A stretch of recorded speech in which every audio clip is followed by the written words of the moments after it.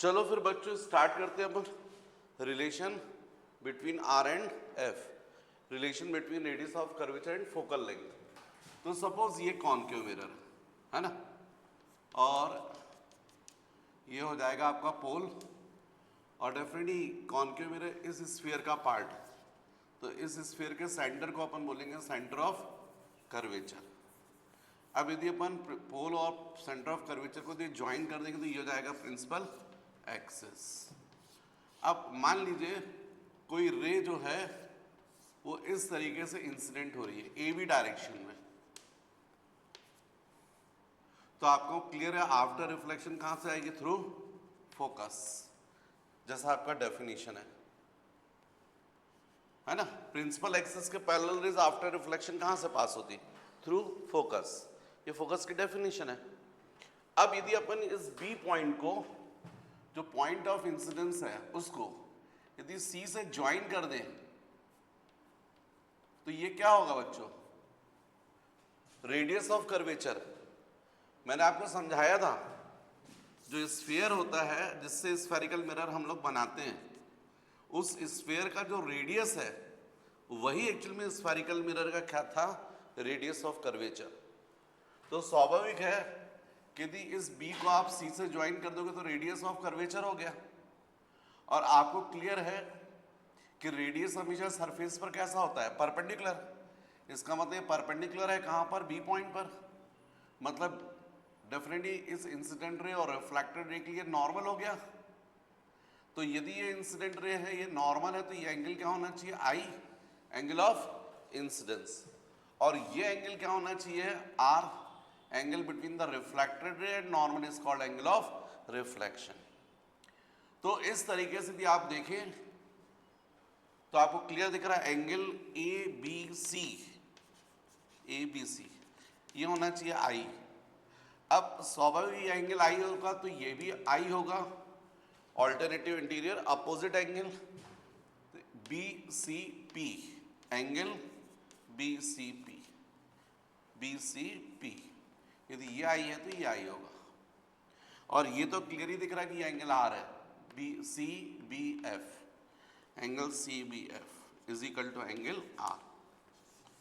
तो फिर बच्चों यहां पर इस ट्रायंगल में, ट्रायंगल सी बी एफ में, therefore in triangle C B F, ये आपको क्लियर दिख रहा है कि ये दोनों एंगल्स इक्वल होंगे आई और R by laws of reflection. क्योंकि अपन ने प्रूव कर दिया है कि एक एंगल आई और एक एंगल आर है, और हम लोग को मालूम है by laws of reflection I और आर इक्वल होते हैं। इसका मतलब ये हुआ कि इस ट्रायंगल में angle C B F is equal to क्या हो जाएगा? Angle B C F, B C F. यहां पर भी मैंने जो नेम दिया था ज्यादा अच्छा, बी सी पी ना बोलकर मैं बी सी एफ बोलता तो बहुत अच्छा था। तो अब जब इस ट्रायंगल में हमने ये प्रूव कर दिया कि दोनों एंगल इक्वल हैं, तो हमको मालूम है किसी भी ट्रायंगल में इक्वल एंगल के अपोजिट साइड्स जो होती है वो भी इक्वल होती हैं। तो इसलिए हम बोल सकते हैं देयरफॉर, अच्छा ये क्यों इक्वल है? क्योंकि हम लोग को मालूम है angle I is equal to angle R by laws of reflection. एक आई है और एक आर है, तो बाय लॉज ऑफ रिफ्लेक्शन ये दोनों एंगल इक्वल होंगे, और इसलिए इनकी अपोजिट साइड्स भी इक्वल होंगी। तो इसलिए हम लोग बोल सकते हैं therefore C F is equal to of B F. इसका मतलब ये दोनों साइड्स भी इक्वल होंगी। मतलब ट्रायंगल क्या प्रूव कर दिया हमने? Isosceles triangle. अब एक्चुअली में अपने सिलेबस में है स्मॉल मिरर, तो अपन को थोड़ा लिखना पड़ेगा यहां पर। If aperture of mirror is small, if aperture of mirror is small, then point B is tends to P। यदि स्मॉल मिरर है, आप जरा सोच के देखिए, स्मॉल मिरर है तो ये जो आपने ए बी रे ली थी वो ऐसी स्ट्राइक करती है, और ये पोल है, तो B और P पॉइंट काफी क्लोज होंगे। तो इस कंडीशन में जो आपने बी एफ लिखा हुआ है ये अप्रोक्सीमेटली पी एफ के इक्वल होगा। तो आप लिख सकते हैं therefore C F is equal to B F की जगह आप लिख सकते हो बीपी, बी एफ की जगह आप लिख सकते हो बीपी, सॉरी बी एफ की जगह आप लिख सकते हो पी एफ, बी की जगह आप लिख सकते हो पी। अब ये C F is equal to P F है। आपको मालूम है स्फेरिकल में मिरर में सारे डिस्टेंस कहाँ से मेजर कर जाते हैं? पोल से। तो ये तो पी एफ तो ठीक लिखा है, पर ये जो सी एफ है इसको भी आपको पी के फॉर्म में करना पड़ेगा। तो सी एफ को आप पी के फॉर्म में कैसा लिख सकते हो? तो सी एफ को आप लिख सकते हो P C minus P F. इस सी एफ को क्या लिख सकते हो आप? P C minus P F. इस पूरे में से पी एफ को सब्ट्रैक्ट कर दोगे तो सी एफ बचेगा। अब सारे डिस्टेंस पी के फॉर्म में ही है, ट्रांसफर कर दीजिए तो P C is equal to क्या जाएगा? 2 P F. What is P C? R. P C actually में क्या है? Radius of curvature. और पी एफ क्या है? Focal length. ये एफ है और ये क्या है? आर। तो इसका मतलब are is equal to 2f। इसका मतलब f इज इक्वल टू, इसका मतलब है f इज इक्वल टू, तो f इज इक्वल टू हो जाएगा r/2। इसका मतलब हमने प्रूफ कर दिया f is equal to r/2। मतलब फोकल लेंथ जो होती है वो हमेशा रेडियस ऑफ कर्वेचर की कैसी होती है? हाफ। इसका मतलब फोकस पॉइंट हमेशा कहां होगा? पोल और सेंटर ऑफ कर्वेचर का exactly mid point. Focus point हमेशा कैसा, क्योंकि फोकल लेंथ हमने प्रूव कर दिया हाफ, रेडियस ऑफ कर्वेचर की हाफ। मतलब फोकस पॉइंट कहां होगा? एग्जैक्टली पोल और सेंटर ऑफ कर्वेचर का ठीक मिड पॉइंट होगा, राइट? अच्छा, इससे रिलेटेड क्वेश्चंस जो हैं यदि अपन थोड़ा सा पूछें, देखिए एक चीज तो आपको पता चल गई f is equal to r/2 या r is equal to 2f। पर यदि आपको क्वेश्चन ऐसा है, if the focal length of a concave mirror is 10 centimetre and it is cut into 2 equal parts, then what will be the focal length for each part? ऐसा question है। मतलब आपने concave mirror के 2 टुकड़े कर दिए, कॉन्केव मिरर की focal length 10 centimetre थी। अब हर टुकड़े की फोकल लेंथ कितनी होगी? तो आपका आंसर होगा सेम, 10 ही रहेगी। आप 2 नहीं 1000 टुकड़े कर दीजिए। भाई ये कॉन्केव मिरर है,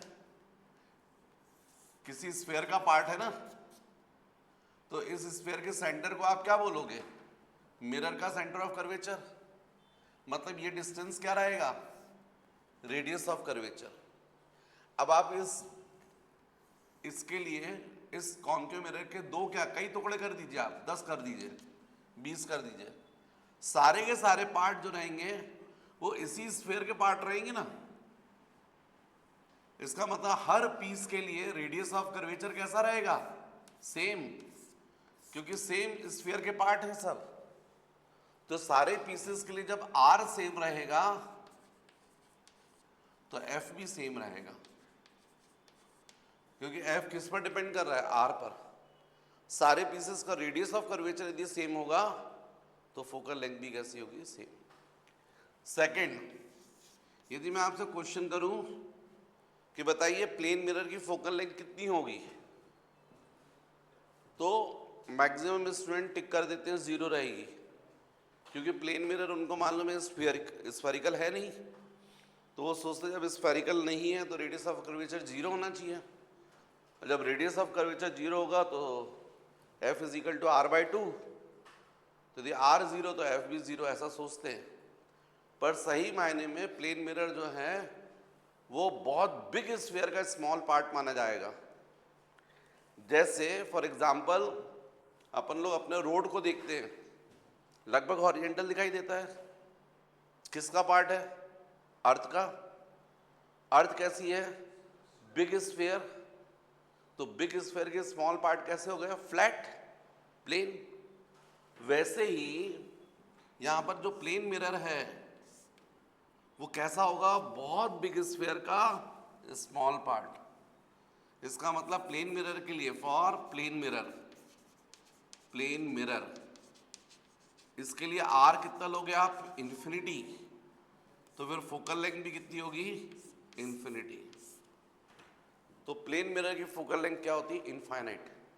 इसीलिए प्लेन मिरर पर जब रेज आप पैरेलल इंसिडेंट करोगे, क्योंकि फोकस की डेफिनेशन क्या है आपकी, what is focus, it is the point on the principal axis on which the incident rays which is parallel to the principal axis are meet or appear to meet is called focus. तो यदि मान लीजिए plane mirror पर आपने parallel raise incident की, तो वो तो प्लेन मिरर पर कैसी इंसिडेंट होंगी, परपेंडिकुलर, और जो रे परपेंडिकुलर इंसिडेंट होंगी वो उसी डायरेक्शन में रिटर्न हो जाएंगी। तो इसलिए पैरेलल रेज जो रहेंगी आफ्टर रिफ्लेक्शन भी कैसी होंगी, पैरेलल। अब पैरेलल रेज कहाँ मिलेंगी, इन्फिनिटी पर। इसका मतलब प्लेन मिरर का फोकस पॉइंट कहाँ होगा, इन्फिनिटी पर, तो फोकल लेंथ भी कितनी होगी, इन्फिनिटी, राइट। तो ऐसे जो क्वेश्चंस आते हैं इनको आप इस तरीके से समझ सकते हैं, नोट कर लीजिएगा। तो बच्चों नेक्स्ट जो है टॉपिक, हालांकि मैं रूल्स लिखवाने वाला नहीं हूं, आपको समझा देता हूं कि कोई पूछेगा भी नहीं। Rules for the formation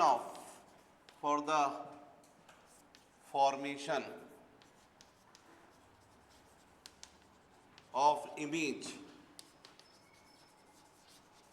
by spherical mirror, rules for the formation of image by spherical mirror। spherical mirror के सामने आप कहीं ऑब्जेक्ट को रखते हैं तो उसकी इमेज कहाँ बनेगी, कैसी बनेगी, रियल बनेगी कि वर्चुअल बनेगी, डिमनेस बनेगी कि इनलार्ज बनेगी, आप सब बता सकते हैं। लेकिन शर्त यह है कि उसके लिए आपको कुछ रूल्स फॉलो करना पड़ेंगे, क्योंकि आपको मालूम है इमेज वहीं बनेगी जहां रिफ्लेक्टेड रेज मीट करेंगी। तो इसका मतलब रिफ्लेक्टेड रेज मीट करने के लिए मिनिमम 2 रिफ्लेक्टेड रेज होनी चाहिए, और 2 रिफ्लेक्टेड रेज आपको तभी मिलेंगी जब 2 रेज इंसिडेंट हो। तो वो 2 रेज जो इंसिडेंट आपको करना वो कौन सी लें, इसके लिए 3 रूल्स हैं। इन 3 में से कोई 2 रूल फॉलो कर लीजिए तो आपको 2 इंसिडेंट रेज मिल जाएंगी, तो उनके करस्पॉन्डिंग आपको रिफ्लेक्टेड रेज मिल जाएगी, तो फिर आपको पता चल जाएगा कहाँ इमेज बनेगी और कैसी बनेगी। तो ये 3 रूल में से फर्स्ट रूल ये है कि आपको जो रे इंसिडेंट रे डिसाइड करनी चाहिए वो डिसाइड करनी चाहिए पैरेलल टू प्रिंसिपल एक्सिस, ऐसे लेना चाहिए। सेकंड रूल ये है कि आपको इंसिडेंट रे थ्रू फोकस लेनी चाहिए, और थर्ड रूल ये है कि आपको जो इंसिडेंट रे लेनी चाहिए थ्रू सेंटर ऑफ कर्वेचर लेनी चाहिए। इन 3 में से कोई 2 इंसिडेंट रेज लीजिए। तो यदि 2 इंसिडेंट रेज लेंगे तो आप करस्पॉन्डिंग रिफ्लेक्टेड रे मिल जाएंगी, तो आपको पता चल जाएगा कहाँ इमेज बनेगी। पर यदि मान लीजिए ये रे डिसाइड किया आपने पैरेलल टू प्रिंसिपल एक्सिस, तो आपको मालूम है जो रिफ्लेक्टेड रे वो कहाँ से पास होगी, थ्रू फोकस की डेफिनेशन के हिसाब से। यदि प्रिंसिपल एक्सिस के पैरेलल सेलेक्ट की इंसिडेंट रे, तो आफ्टर रिफ्लेक्शन रिफ्लेक्टेड रे कहाँ से पास होगी, थ्रू फोकस। और यदि आपने फोकस से होकर रे इंसिडेंट की, तो फिर आफ्टर रिफ्लेक्शन रिफ्लेक्टेड रे कैसी जाएगी, पैरेलल टू प्रिंसिपल एक्सिस। और यदि आपने रे सेंटर ऑफ कर्वेचर से होकर इंसिडेंट की, तो आफ्टर रिफ्लेक्शन रिफ्लेक्टेड रे का डायरेक्शन क्या होगा, सेम होगा, सेम डायरेक्शन में रिटर्न होगी, राइट। तो ये 3 आपको रूल्स फॉलो करना है, इन 3 में से कोई 2 रूल फॉलो करना है। तो फिर आप बता सकते हैं कि कॉन्केव मिरर या कॉन्वेक्स मिरर के सामने कहीं ऑब्जेक्ट है तो उस ऑब्जेक्ट की इमेज कहाँ बनेगी और कैसी बनेगी, राइट। तो अभी फिलहाल केवल ये डायग्राम पर बना लीजिएगा। नेक्स्ट टॉपिक बच्चों, nature of image. Nature of image formed by concave mirror. तो कॉन्केव मिरर के सामने यदि कहीं हम ऑब्जेक्ट को रखते हैं, उस ऑब्जेक्ट की इमेज कहाँ बनेगी, कैसी बनेगी, वो सब अपन को देखना है। पर अभी थोड़ा सा आप लोग ये टेबल जो मैं बना रहा हूँ वो आप लोग मत बनाइएगा, क्योंकि ये टेबल जो है अपन जो यहाँ पर करने वाले हैं उसके बेसिस पर फिल होगा। तो यहाँ पर ये इस तरीके से मैंने 3 कॉलम्स कर लिए हैं। फर्स्ट कॉलम में मैंने लिखा पोजीशन ऑफ ऑब्जेक्ट, सेकंड में पोजीशन ऑफ इमेज, और थर्ड कॉलम में कर लेते हैं अपन nature, nature of image, nature of image. तो क्या करते हैं बच्चों, अपन ये कॉन्केव मिरर अपन ने लिया और इस कॉन्केव मिरर के सामने ऑब्जेक्ट को लॉन्गेस्ट डिस्टेंस पर रख दिया, बहुत दूर, और फिर धीरे धीरे हम पास में लेके आते हैं और फिर देखते हैं इमेज के ऊपर क्या फर्क पड़ेगा। तो जब ऑब्जेक्ट को बहुत दूर रखोगे तो ये फर्स्ट पोजीशन हो गई, और इसमें ऑब्जेक्ट की पोजीशन कहलाएगी infinity. When the object place at infinity, जब ऑब्जेक्ट कहां पर है, इंफिनिटी पर। जब ऑब्जेक्ट इंफिनिटी पर होता है तो उससे आने वाली जो रेज हैं वो मानी जाती है पैरेलल, इस तरीके से पैरेलल टू प्रिंसिपल एक्सिस। अब आपको क्लियर है ये पैरेलल रेज आफ्टर रिफ्लेक्शन कहां से पास होंगी, थ्रू फोकस। इसका मतलब रिफ्लेक्टेड रेज कहां मीट करेंगी, फोकस पर। इसका मतलब इमेज कहां बनेगी बच्चों, फोकस पर। ये रिफ्लेक्टेड रेज कैसी मीट कर रही हैं, रियल, इसलिए इमेज भी कैसी होगी, कैसी मानी जाएगी, रियल एंड पॉइंटेड, पॉइंटेड। फिर हम ऑब्जेक्ट को थोड़ा और क्लोज लाते हैं। तो अगर आप सोचिए आपके पास में डिफाइंड पॉइंट कौन से हैं, तो आपको क्लियर है आपके पास डिफाइंड पॉइंट एक पोल है, centre of curvature of focus है। ऑब्जेक्ट को लॉन्गेस्ट डिस्टेंस पर रखा था, आप क्लोज कहीं पर भी रखेंगे, नेक्स्ट पोजीशन यहां मानी जाएगी, between infinity and C, infinity and centre of curvature के बीच में। और जब object between infinity and C होगा तो इसकी इमेज कहां बनेगी, तो एक रे ले लीजिए आप पैरेलल टू प्रिंसिपल एक्सिस। जो पैरेलल ले रहे हैं आप रे प्रिंसिपल एक्सिस के पैरेलल, वो आफ्टर रिफ्लेक्शन कहां से आएगी, थ्रू फोकस। सेकंड रे जो है वो आप इंसिडेंट कर दीजिए थ्रू सेंटर ऑफ कर्वेचर, ऐसा। तो आपको क्लियर है जो सेंटर ऑफ कर्वेचर से होकर जा रही है वो सेम डायरेक्शन में रिटर्न होगी। तो ये रिफ्लेक्टेड रे और ये रिफ्लेक्टेड रे एक दूसरे को कहाँ इंटरसेक्ट कर रहे हैं, इस पॉइंट पर। तो इसलिए ऐसी इमेज बनेगी, ए से आ रही थी रेस तो उसकी इमेज ये बनेगी, ए डैश और ये बी डैश। तो आपको क्लियर यहाँ पर दिख रहा है। आप लोग जब डायग्राम बनाते हो तो ये एरो जरूर बनाइएगा, क्योंकि एरो से समझ में आता है अपन को कौन सी रे कहाँ जा रही है। मतलब ये क्लियर हो रहा है ये इंसिडेंट रे और ये इसकी क्या है, रिफ्लेक्टेड रे। ये समझ में आ रहा है ये इंसिडेंट रे और ये इसकी क्या है, रिफ्लेक्टेड रे। तो अब यहाँ पर आपको क्लियर दिख रहा कि ऑब्जेक्ट कहां पर है, between infinity and C, second position. तो इमेज कहां बनी, between F and C, F and C. पहले जब ऑब्जेक्ट जो था वो आ रहा था टूवर्ड्स मिरर, इमेज देखो मूव करी अवे फ्रॉम मिरर, इसलिए पहले फोकस पर, तो नेक्स्ट हो जाएगा फोकस और सी के बीच में। तो लिखना भी वैसे चाहिए। तो इस इमेज को आप क्या बोलोगे, रियल बोलोगे, इन्वर्टेड बोलोगे, और डेफिनेटली डिमनिस्ड बोलोगे, small in size, diminished, right. दिख रहा है आपको, एक तो रिफ्लेक्टेड रेज रियली मीट कर रही है, और रियली मीट कर रही है मतलब रियल इमेज। प्लेन मिरर, ये हमेशा मिरर के सामने जो इमेज बनेगी सब रियल है, रियल है, इन्वर्टेड और डिमनिस्ड। नेक्स्ट, और क्लोज लाओ ऑब्जेक्ट को, थर्ड पोजीशन। तो और क्लोज लाओगे तो आपको मालूम नेक्स्ट पोजीशन जो डिफाइंड पॉइंट आपके पास सी है, तो ऑब्जेक्ट कहां माना जाएगा फिर नेक्स्ट पोजीशन के लिए, थर्ड एट सी। तो यदि ऑब्जेक्ट सी पर होगा, ये हो गया आपका पोल, और ये बच्चों हो जाएगा सी। आपने यहां ऑब्जेक्ट को रखा है,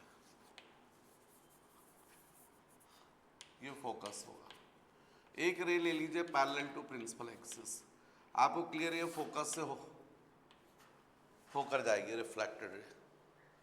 सेकेंड रे जो है वो आप फोकस से होकर इंसिडेंट कीजिए, तो ये आफ्टर रिफ्लेक्शन कैसे जाएगी, पैरेलल टू प्रिंसिपल एक्सिस, ऐसा। ये दोनों रिफ्लेक्टेड रेस, ये रिफ्लेक्टेड रे और ये रिफ्लेक्टेड रे इस पॉइंट पे इंटरसेक्ट कर रही है, इसलिए इमेज यहां बनेगी।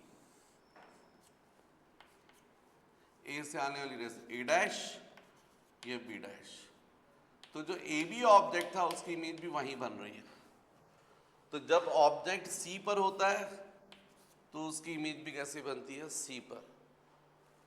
प्रॉपर स्केल लेकर बनाएंगे तो आपको देखने मिलेगा रियल तो है ही, दिख ही रही है, इन्वर्टेड भी दिख रही है, और साथ में इक्वल साइज की रहेगी। जो हाइट ऑब्जेक्ट की होगी वही हाइट इमेज की होगी। तो ये नेचर होगा। कैसी होगी image, real, inverted and equal in equal size of as object. फिर नेक्स्ट पोजीशन और क्लोज ले आओ ऑब्जेक्ट को, फोर्थ। तो नेक्स्ट और क्लोज लाओगे तो ऑब्जेक्ट कहां कहलाएगा, बिटवीन सी एंड एफ। तो next position between C and F. तो ये देखिए आप, अब ये पोल हो गया, ये कॉनकेव, ये होना चाहिए सेंटर ऑफ कर्वेचर, ये होना चाहिए फोकस। यहां पर रख दीजिए object between C and F, A B object. एक रे ले लीजिए पैरेलल टू प्रिंसिपल एक्सिस, या आफ्टर रिफ्लेक्शन कहां से आएगी, फोकस से।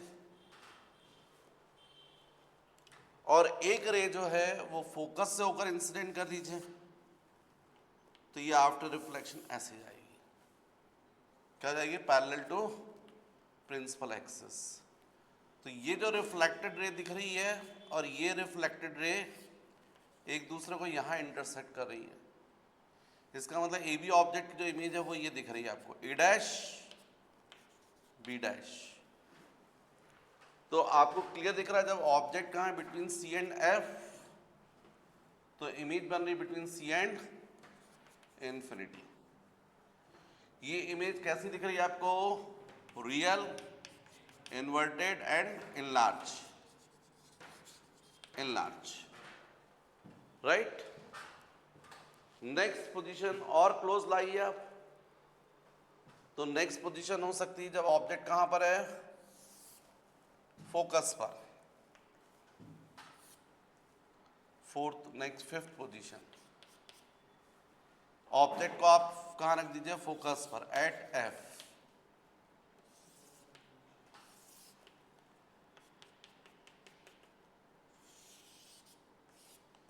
ये सी, ये एफ, ये ऑब्जेक्ट फोकस पर। तो जब ऑब्जेक्ट फोकस पर होगा तो यदि आप पैरेलल रे इंसिडेंट करेंगे तो वो आफ्टर रिफ्लेक्शन कहां से आएगी? फोकस से होकर जाएगी। और एक रे जो है वो बच्चों परपेंडिकुलर इंसिडेंट कर दीजिए, परपेंडिकुलर। तो जो परपेंडिकुलर रे रहेगी वो रेडियस के डायरेक्शन में रहेगी, क्योंकि रेडियस ही परपेंडिकुलर होता है। और रेडियस किसको बोलोगे? जो सी और इस पॉइंट को ज्वाइन करने को रेडियस बोलोगे आप। मतलब जो रे परपेंडिकुलर इंसिडेंट होती है वो कहां से आती हुई अपीयर होगी? सी से, और इसलिए उसी डायरेक्शन में रिटर्न हो जाएगी। तो ये दोनों रिफ्लेक्टेड रेज जाकर कहां मिलेंगी? इंफिनिटी पर। तो जब ऑब्जेक्ट फोकस पर होता है तो इमेज कहां बनती है? इंफिनिटी पर। ये इमेज भी कैसे? रियली मिल रही है, तो क्या बोलोगे? Real, inverted and enlarge. आप लॉन्ग डिस्टेंस पे यहां स्क्रीन रख देंगे तो स्क्रीन पर इमेज बनेगी, बड़ी इमेज इस ऑब्जेक्ट की इन्वर्टेड। स्क्रीन पर जो इमेज बनती है सब कैसी है? रियल। तो ये जो ए बी ऑब्जेक्ट है उसकी इनलार्ज इमेज बनेगी। अब बच रही है केवल एक पोजीशन लास्ट, जब ऑब्जेक्ट को आप और क्लोज रख दोगे बिटवीन एफ एंड पी। पर मेरे पास अभी एक्चुअली में जगह नहीं है, और वो लास्ट वाली जो है सबसे इंपॉर्टेंट भी है। तो मैं सोच रहा था पहले आप लोग इसको नोट कर लीजिएगा, फिर उसको डिस्कस करते हैं last. 6 case, last case, object को तो और क्लोज रखिए। यदि ऑब्जेक्ट को बहुत क्लोज रखेंगे आप तो आपको मालूम है ये ऑब्जेक्ट का क्या था? आपका सी, और ये है एफ, और ये है पी। ऑब्जेक्ट को यहां रखिए आप बिटवीन फोकस एंड पोल। तो ये जो ऑब्जेक्ट है ए बी, यदि इससे आप पैरेलल रे इंसिडेंट करते हैं तो आपको क्लियर है ये आफ्टर रिफ्लेक्शन कहां से आएगी? फोकस से। कहां से आएगी? फोकस से। और एक रे इस पर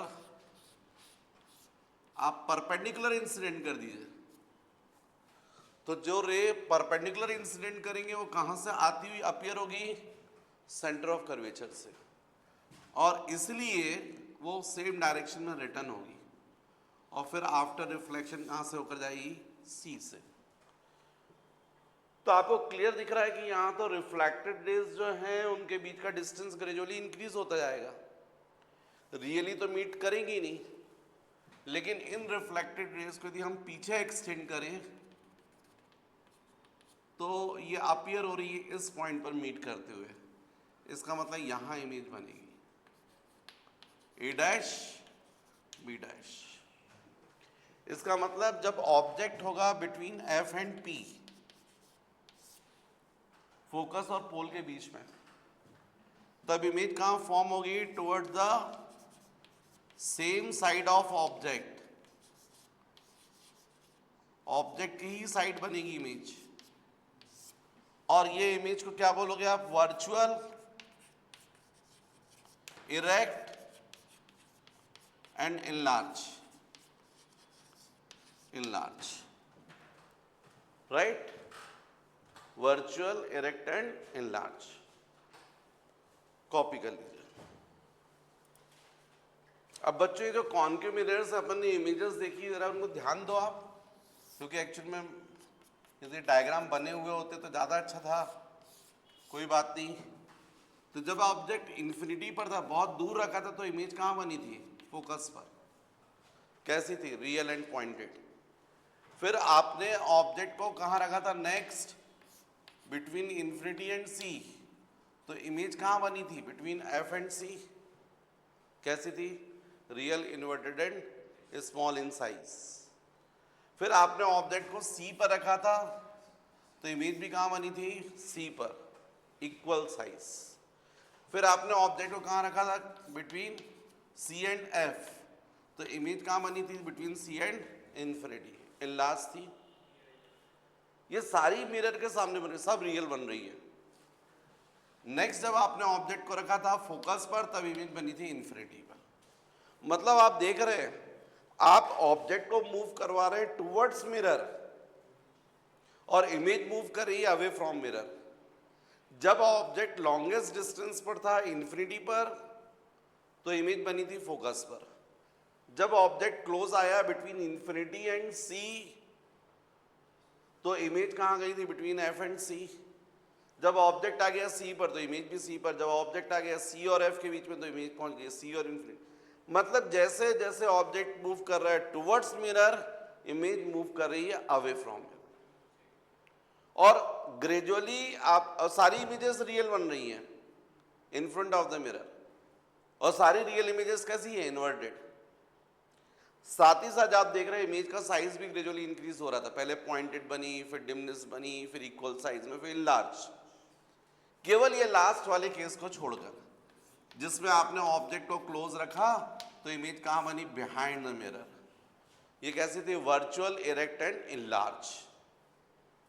मतलब वर्चुअल इमेज हमेशा कैसी बनती है? इरेक्ट। रियल इमेजेस कैसी बन रही थी? इन्वर्टेड।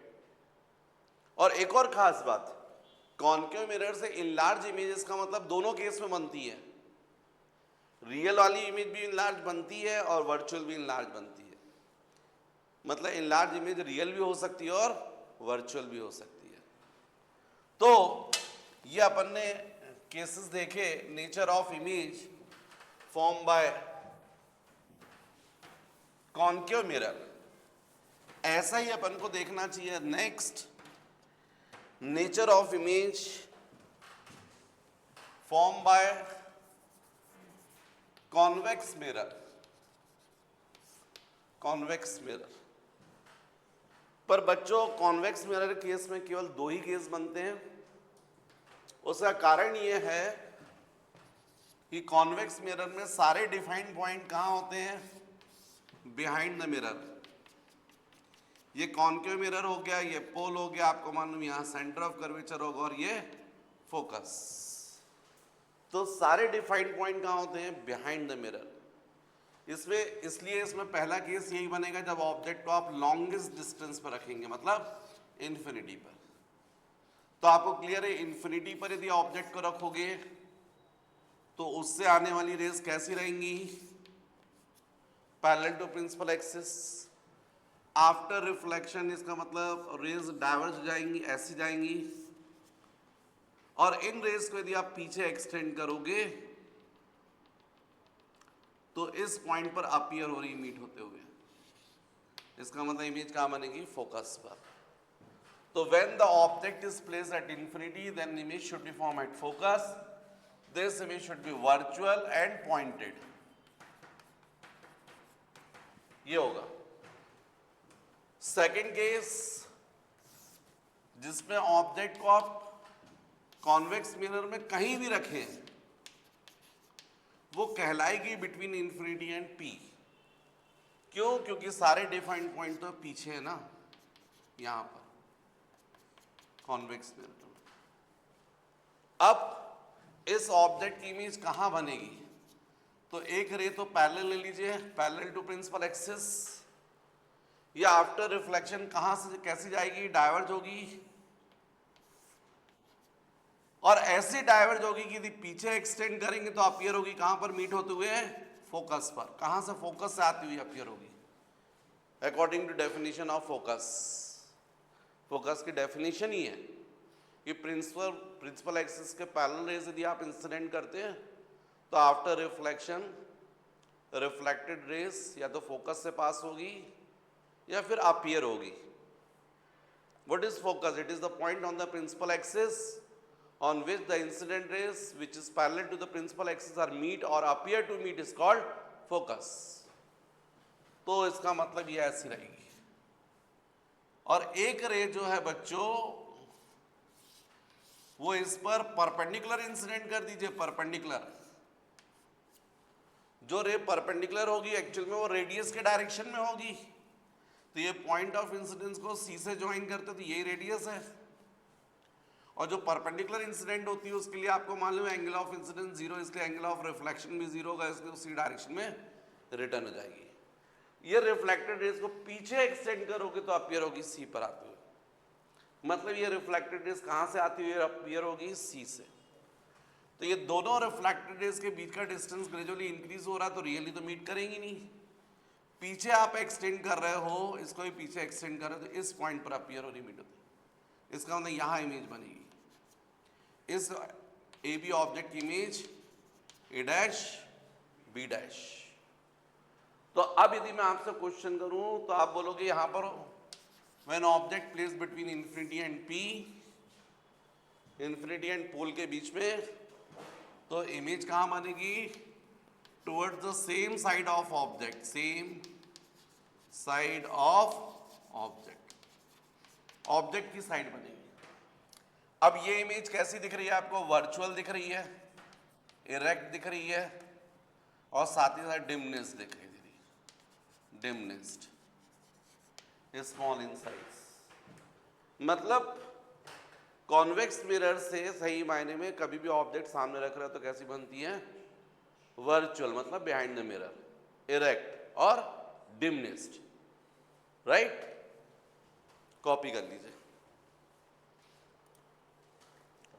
तो बच्चों सिंपल सा एक क्वेश्चन है, मान लीजिए आप लोग को फाइनल प्रैक्टिकल के समय, क्योंकि मैं आप लोग को थोड़ा सा बता दूं, आप लोग को जो आप लोग की स्कूटी या बाइक है उसमें जो साइड मिरर लगा रहता है जिसमें आप पूरा पीछा ट्रैफिक देखते हैं, वो यदि आप देखें तो लगभग फ्लैट दिखाई देता है आपको, लगभग प्लेन मिरर दिखता है वो, पर एक्चुअल में वो प्लेन मिरर होता नहीं है। मतलब यदि आपको टच ना करने दिया जाए, नॉर्मल यदि देखेंगे तो आपको स्फेरिकल मिरर भी लगभग प्लेन मिरर दिखते हैं। तो यदि लैब में भी आपको 3 मिरर रख दिए जाएं, टेबल पर रख दें एक्सटर्नल, और आपको टच ना करने दें और केवल आपके हाथ में एक पेंसिल पकड़ा दें और उस पेंसिल की इमेज देखकर आपको बताना है कि इन तीनों में से कौन सा मिरर प्लेन मिरर है, कौन सा कॉनकेव और कौन सा कॉन्वेक्स। तो आप तीनों मिरर में इमेज देख रहे हैं, इमेज के बेसिस पर मुझे बताइए किस मिरर को आप प्लेन मिरर कहेंगे, किसको कॉनकेव मिरर कहेंगे, किसको कॉन्वेक्स। तो डेफिनेटली आप तीनों मिरर के पास में दूर से पेंसिल को पास ले जाएंगे, जिसमें हमेशा इमेज आपको सेम साइज की दिख रही है, हमेशा इरेक्ट दिख रही है और इक्वल साइज की दिख रही है, वो प्लेन मिरर हुआ। क्योंकि आपको मालूम है प्लेन मिरर में इमेज कैसी बनती है? Virtual, erect and equal size. तो जिस 3 मिरर में से आप पेंसिल को क्लोज ले जाएंगे और इमेज के ऊपर कोई इफेक्ट नहीं पड़ रहा है, सीधी दिख रही है आपको इमेज, बिहाइंड द मिरर दिख रही है और हमेशा इक्वल साइज की दिख रही है, वो प्लेन मिरर। अब बाकी 2 मिरर बचे, तो सेकंड मिरर में आप क्या करेंगे? ऑब्जेक्ट को, पेंसिल को दूर रखेंगे और यदि आपको इमेज छोटी दिखाई दे रही है, उल्टी, जैसे जैसे क्लोज ले आ रहे हैं तो इमेज का साइज बढ़ता तो जा रहा है लेकिन उल्टी दिख रही है, वो आपके हिसाब से क्या हो गया? Concave mirror. बहुत क्लोज ले जाने में उसमें भी क्या होगा? इमेज कहां दिखेगी? बिहाइंड द मिरर इरेक्ट दिखेगी लेकिन इनलार्ज, वो क्या होना चाहिए? Concave mirror. और तीसरा मिरर जिसमें आप पेंसिल को आप दूर रखें तो भी इमेज बिहाइंड मिरर दिख रही है लेकिन छोटी दिख रही है, धीरे धीरे क्लोज भी ले जाएंगे तो भी इमेज दिख तो सीधी रही है लेकिन पेंसिल के रिस्पेक्ट में कैसी है? डिमनेस्ड है, छोटी है, वो डेफिनेटली नहीं होना चाहिए कॉन्वेक्स मिरर, जो आपने थ्योरी पढ़ी उस बेसिस पर। तो यहां पर यदि मैं आपको कुछ ऐसे प्लेस है जहां पर ये मिरर यूज हो रहा है, यदि मैं आपसे पूछूं बताओ कौन सा मिरर, और एक और लिख लेता हूं, फॉर शेविंग पर्पस। सबसे पहले इसी पर डिस्कस करते हैं। शेविंग पर्पस से बेस्ट मिरर कौन सा होना चाहिए? ये मान लीजिए 4 ऑप्शन है आपको, plane mirror, concave, convex and fourth none of above. तो शेविंग के लिए बेस्ट मिरर कौन सा रहेगा? तो इसका करेक्ट आंसर होगा बच्चों कॉनकेव मिरर। शेविंग के लिए जो बेस्ट मिरर रहेगा वो कॉन्केव मिरर रहेगा, क्योंकि शेविंग करने के लिए जनरली जो भी शेविंग करता है वो काफ़ी क्लोज से करता है मिरर के, और ऐसा करने से उसको फेस क्या दिखाई देगा, बड़ा होकर इनलार्ज दिखेगा और सीधा दिखेगा, तो उसके लिए कंफर्टेबल रहेगा। तो बेस्ट जो मिरर रहेगा वो शेविंग पर्पज से कॉन्केव मिरर। यदि मैं आपसे पूछता हूं कि बताइए, बिसाइड्स ड्राइविंग सीट, ड्राइवर के साइड में जो मिरर रहता है, साइड मिरर जो पीछे ट्रैफिक को देखने में यूज होता है, वो कौन सा मिरर होता है? डेफिनेटली कॉन्वेक्स मिरर, क्योंकि उसमें हमेशा हम लोग मालूम है पूरा पीछे का ट्रैफिक दिखाई, बड़ा ट्रक भी छोटा दिखाई देता है, दिखता सीधा ही है पर छोटा दिखता है, डिमनिस्ट। और ये प्रॉपर्टी किसकी है? कॉन्वेक्स मिरर की। तो डेफिनेटली यहां पर आंसर आना चाहिए कॉन्वेक्स मिरर। यदि मैं पूछूं आपसे डेंटिस्ट देखिए आप, उनके हाथ में एक रॉड होती है, सामने मिरर लगा रहता है, कैविटी देखने के लिए यूज करते हो टीथ में, मुझे बता सकते हैं वो कौन सा मिरर होता है? डेफिनेटली कॉन्केव मिरर, क्योंकि वो कैविटी के क्लोज रखेंगे तो ऑब्जेक्ट क्लोज हो गया और कैसी इमेज दिखनी चाहिए? इनलार्ज। तो इसलिए यहां पर क्या होना चाहिए? आंसर कॉन्केव होना चाहिए। यदि मैं पूछूं आपसे हेडलाइट, आप लोगों ने देखा होगा, आप लोग की गाड़ियां जो है हेडलाइट, उसमें बल्ब के पीछे रिफ्लेक्टर लगा हुआ रहता है, मुझे बता सकते हो वो कौन सा रहता है? कॉन्केव। तो कॉन्केव तो रेस को कॉन्वर्ज करता है भाई। यदि मान लीजिए सपोज यदि आपकी ये ऑटो बना देते हैं, ऑटो का डायग्राम बनाना थोड़ा आसान होता है ना, यह ऑटो का व्हील हो गया और ये सामने यहाँ पर ये हेडलाइट, अब यहाँ पर ये बल्ब है, बल्ब के पीछे है रिफ्लेक्टर, तो क्या बोल रहे हैं आप? Concave mirror. तो आपके हिसाब से ऐसा हुआ। अब कॉन्केव मिरर तो क्या करेगा? रेज को कॉन्वर्ट, मतलब बल्ब जब जलेगा तो उससे रेज ऐसी जाएंगी और वो रेज जाकर क्या हो जाएंगी? कॉन्वर्ट हो जाएंगी। बताइए कौन सा मिरर? डेफिनेटली आपका आंसर सही है, कॉन्केव मिरर। पर वो यहां पर जाकर ऐसा नहीं कि यहां पर जाकर रुक जाती है, फिर आगे रेज ऐसी जाती है ना, तो रोड पर आगे जाकर ये स्प्रेड हो जाती है, क्लोज में जरूर कॉन्वर्ज होती है लेकिन आगे रेस पे कंटिन्यू तो मूव करती है, तो स्प्रेड हो जाती है, इसलिए रोड पर फैलती हुई दिखाई देती है। लो बी में, हाँ।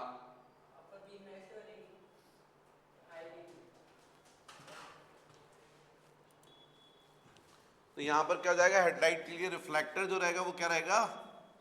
बोलो, कॉन्केव मिरर।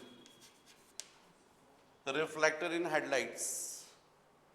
यदि मैं बोलूं रिफ्लेक्टर इन स्ट्रीट लाइट, रिफ्लेक्टर इन स्ट्रीट लाइट्स, आप लोग देखिए रोड पर ऐसे स्ट्रीट लाइट ये लगी रहती है यहां पर, तो वो आजकल जो है वो ऐसा यूज करते हैं, ये बल्ब और बल्ब के पीछे जो मिरर रहता है वो जनरली कॉन्वेक्स मिरर यूज करने लगे, ताकि ये लाइट ऐसे जाए और उसके बाद रोड पर क्या हो? स्प्रेड करे, राइट। तो इसके पीछे जो इस आजकल रिफ्लेक्टर यूज करते हैं वो क्या? Convex mirror. तो यहां पर हो जाएगा कॉन्वेक्स मिरर। रिफ्लेक्टर इन स्ट्रीट लाइट। फिर स्पॉटलाइट। ये स्पॉटलाइट मतलब मैं वैसे तो टॉर्च भी बोल रहा हूं मैं, पर ये स्पॉटलाइट जनरली आपने देखा होगा बहुत स्टेज शो वगैरह जो रहते हैं, तो जहां वो एक्टर या हीरोइन मूव करती रहती है, उसके ऊपर लाइट का सर्किल रहता है, वो भी मूव करता रहता है। या आपने देखा होगा जो लोग माइंस में जाते हैं उनके हेलमेट में यहाँ सामने टॉर्च लगी रहती है हेडलाइट पर। ऐसे ही जो आपने देखा होगा जो सी वगैरह में डाइवर्स जाते हैं उनके हाथ में टॉर्च रहती है, हाई क्वालिटी टॉर्च रहती है, उसको अपन बोल रहे हैं स्पॉटलाइट बोलते हैं उसको। तो बच्चों जो आपने पढ़ा है उसके बेसिस पर तो आप बोल सकते हैं कॉन्केव मिरर, क्योंकि आपको मालूम है टॉर्च है, तो टॉर्च के पीछे यहाँ पर रिफ्लेक्टर जो होगा वो क्या होना चाहिए, कॉन्केव मिरर, ताकि रेज ऐसी जाए, उसके बाद फिर उसके बाद ऐसी रेज जाकर क्या हो जाए, आगे फैले। लेकिन आपने कभी कभी देखा होगा कुछ ऐसे स्पॉटलाइट वगैरह, जो मैंने बता रहा हूँ एक्टर्स वगैरह जो स्टेज शो होते हैं उस पर सीधी लाइट आती है, या मैं डाइवर्स का बता रहा हूँ आपको, जो डाइवर्स रहते हैं जो सी में जाते हैं उनसे लगभग पैरेलल बीम जाती है। तो एक्चुअली में ये जो मिरर रहता है कॉन्केव ना होकर ये थोड़ा और ज़्यादा ऐसा कर देते हैं, पैराबोलिक मिरर होता है। इसकी प्रॉपर्टी ये रहती है, इस पर जब रेज जाती हैं तो वो आफ्टर रिफ्लेक्शन सारी रेज क्या होती जाती है, ऐसी पैरेलल निकलती है।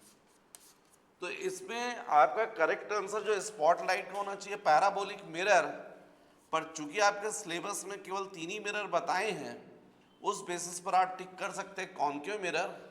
लेकिन यदि आपको एग्जाम में, कॉम्पिटिटिव एग्जाम में यदि ऑप्शन दिया हो, पैराबोलिक मिरर भी दिया हो और कॉन्केव मिरर भी, तो आपको पैराबोलिक मिरर पर टिक करना चाहिए, राइट। तो स्पॉटलाइट के लिए क्या यूज करते हैं, पैराबोलिक मिरर, या फिर पैराबोलिक मिरर ना दिया हो तो फिर कॉन्केव मिरर को आप टिक कीजिएगा।